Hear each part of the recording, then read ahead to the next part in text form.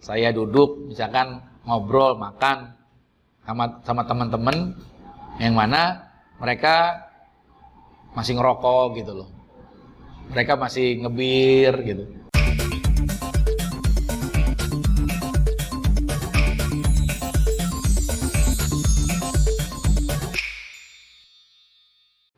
Pertanyaan selanjutnya, Pak, saya mau bertanya, bicara tentang keselamatan, saya masih kurang paham, Pak. Bagaimana saya dapat memiliki kepastian mutlak bahwa saya memperoleh pengampunan dosa? Nah ini nih, masih banyak orang yang bingung menilai tentang apakah dia pasti selamat nggak nih? Apa dia pasti diampuni dosanya nggak atau belum? Ya kan? Jangan-jangan yang kumpul di sini juga belum pasti nih, nggak yakin. Nah kalau kita merujuk pada Alkitab sebenarnya kepastian pengampunan yang mutlak itu harus diperoleh. Dengan apa? Dengan penyerahan hidup kita secara utuh kepada Tuhan. Nah, jika kita lakukan ini di dalam doa, ya, dan tanpa syarat, kita menyerahkan diri kita sama Tuhan, saya yakin Roh Kudus akan melakukan bagiannya, yaitu dengan pasti sebagaimana janji-janji Allah yang telah berlaku. Saya menjumpai bahwa ada sebuah proses di mana ada peningkatan dan penerangan bagi roh kita untuk yakin akan ketetapan daripada jaminan pengampunan dosa bagi jiwa kita. Inilah yang dimaksud, yaitu roh yang bersaksi dengan kita bahwa di dalam diri kita disebut menjadi anak-anak Allah. Nah, di dalam diri kita sebenarnya pada waktu kita percaya pada Tuhan Yesus, Roh Allah itu bersuara sebenarnya, meyakinkan setiap kita. Inilah disebut dengan satu bentuk namanya kelahiran baru. Nah, jaminan pengampunan dosa dari Tuhan ini diberikan sebagai jawaban atas doa melalui Yesus. Dan dikomunikasikan kepada kita itu melalui Roh Kudus. Jadi Roh Kuduslah yang akan memberitahukan, Roh Kuduslah yang akan mengingatkan buat kita. Nah, bukan saya yang mengatakan akan hal ini, tapi dari teks Alkitab yang saya baca, teks Alkitab yang saya jumpai, di sana dikatakan bahwa Roh Tuhan akan selalu berbicara dan bersuara di dalam kehidupan setiap kita. Nah, derajat atau kejelasan jaminan ini sesuai tentunya dengan iman setiap kita. Jadi semakin iman kita bertumbuh, ya, dan semakin kuat, maka kita juga semakin yakin pada janji pengampunan dosa itu bahwa kita sudah menerimanya. Nah, karena itu bebaskanlah diri kita sebenarnya untuk jangan saling menghakimi. Seolah-olah yang satu imannya lebih besar, yang lain lebih kecil. Karena ukuran kedewasaan iman seseorang itu sebenarnya masing-masing orang berbeda. Masing-masing orang berbeda. Saya pernah dikritik oleh sesama hamba Tuhan karena mendapati saya duduk misalkan ngobrol, makan sama teman-teman yang mana mereka masih ngerokok gitu loh. Mereka masih ngebir gitu. Ngobrol sama mereka gitu loh. Terus seolah-olah saya dibilang, wah kok hamba Tuhan duduknya ngobrolnya sama orang-orang ini gitu loh. Itu kan orang-orang yang gak benar sebenarnya. Dia seolah-olah seperti itu. Dulu sih memang saya orangnya kritis sih. Saklek gitu. Wah saya gak mau lah kalau orang yang begini.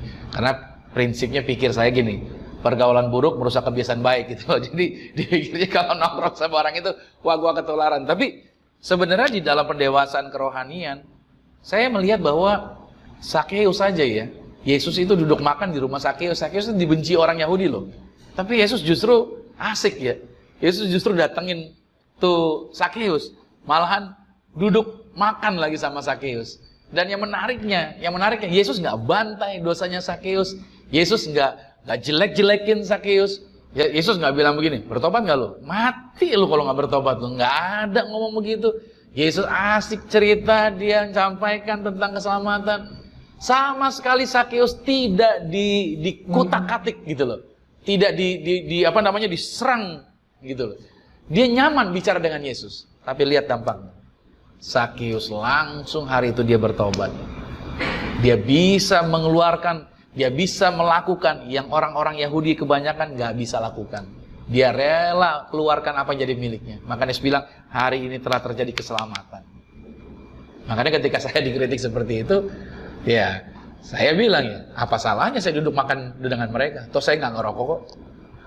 Toh saya juga nggak ngebir kok, nggak minum-minum sama mereka. Ya kan? Bagi saya duduk dengan mereka sebagai jalan untuk apa? Untuk nolong mereka sebenarnya. Siapa yang mau ngasih tahu mereka? Apa mereka ujuk-ujuk langsung ke gereja gitu orang-orang itu datang? Enggak. Mesti ada orang yang datangin mereka. Nah, saya datengin mereka. Saya tujuan ke situ untuk apa? Melalui saya, ya, maksud saya melalui saya, kasih Yesus bisa mereka rasakan gitu loh.